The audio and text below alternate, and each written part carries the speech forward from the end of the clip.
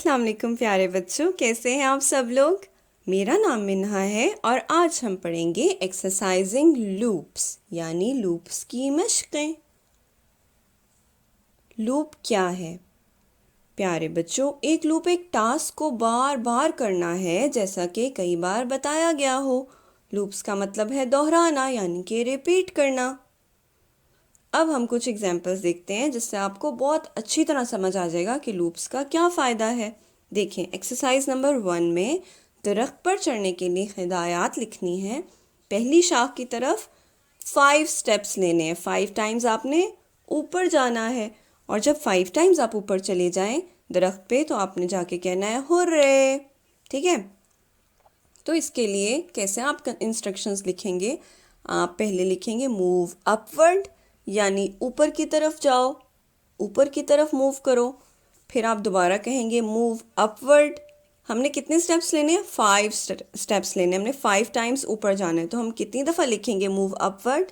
5 times. और फिर लिखेंगे हुर्रे आई डिड इट। ठीक है, ये हमने इंस्ट्रक्शंस लिख ली। लेकिन प्यारे बच्चों, आप देख सकते हैं यहाँ पर कौन सी चीज़ है जो बार बार रिपीट हो रही है और बिल्कुल सेम है। जी हाँ, ये जो इंस्ट्रक्शंस है मूव अपवर्ड, ये 5 टाइम्स रिपीट हो रही है। इसमें कोई चेंज नहीं है। 5 टाइम्स एक ही बात बार बार रिपीट हो रही है। तो इसका सोल्यूशन क्या है? हम कहेंगे move upward into 5 multiply by 5, यानी यहाँ हमने क्या यूज़ की? लूप यूज़ की। और हमने 5 दफ़ा इंस्ट्रक्शंस देने की बजाय एक ही दफ़ा दे दी और उसको कह दिया मल्टीप्लाई बाय 5 यानी 5 टाइम्स ऊपर मूव करो। तो लिहाजा हिदायत को बार बार दोहराने की बजाय, बार बार रिपीट करने की बजाय आप हिदायत देने के लिए लूप्स का इस्तेमाल कर सकते हैं। आप लूप यूज़ कर सकते हैं। अब हम देखते हैं एक्सरसाइज नंबर 2। अच्छा, एक रोबोट है और आपने उस रोबोट से कहना है मेरे घर में जितने भी लोग हैं ना सबके बर्तन धो दो। मेरी मामा के भी बर्तन, सबने खाना खाया, मामा ने, बाबा ने, आपकी बहना ने, भैया ने, ठीक है, दादों ने, दादा अब्बू ने।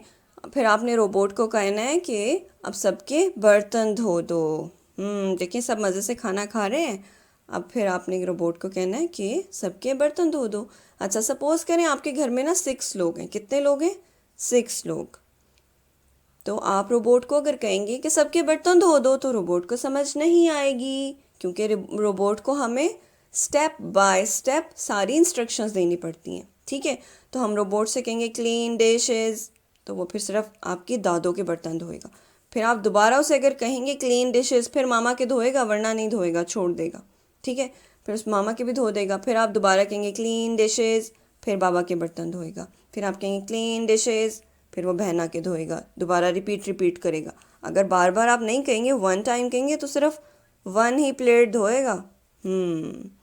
तो आप बार बार क्या रिपीट कर रहे हैं? आप बार बार उसको कह रहे हैं clean dishes, clean dishes, clean dishes. ये सारी इंस्ट्रक्शंस आप रोबोट को दे रहे हैं। तो आप रिपीट करें। कितने टाइम्स?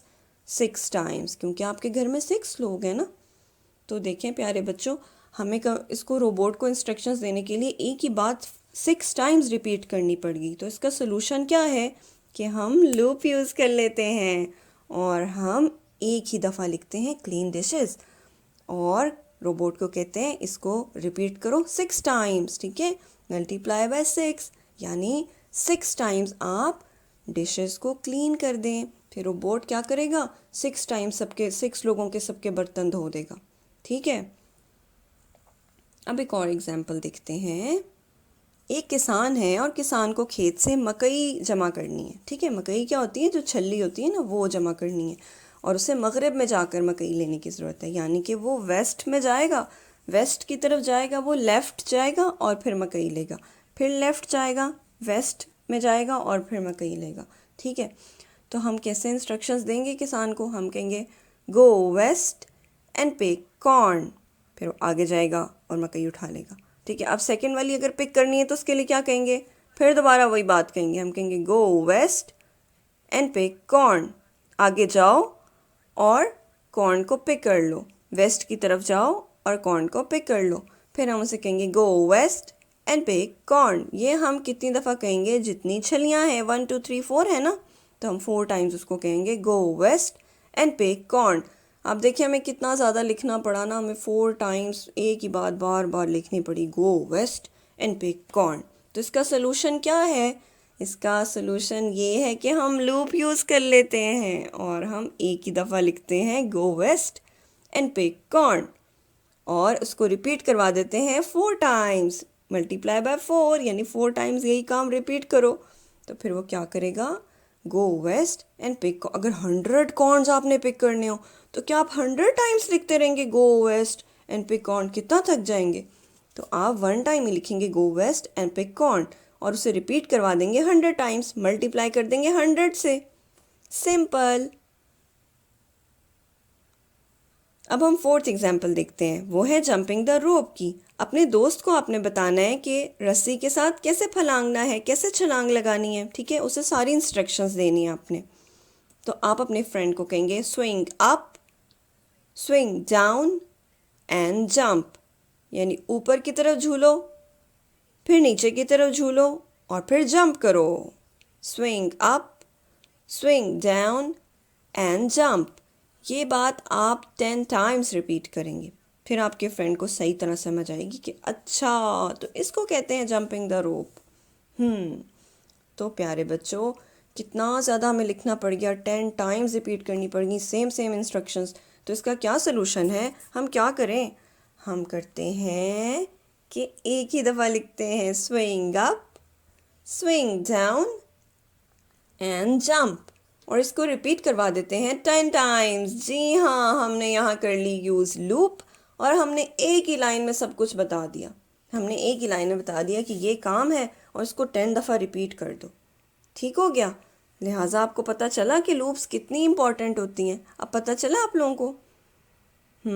लिहाजा हिदायत को बार बार दोहराने की बजाय, 10 बार तक दोहराने की बजाय, आप हिदायत देने के लिए लूप का इस्तेमाल कर सकते हैं। ठीक है, अब आपको समझ आया लूप्स कितने इम्पॉर्टेंट हैं। तो प्यारे बच्चों, आज के लिए बस इतना ही। मिलते हैं अगले लेक्चर में। अल्लाह हाफिज़।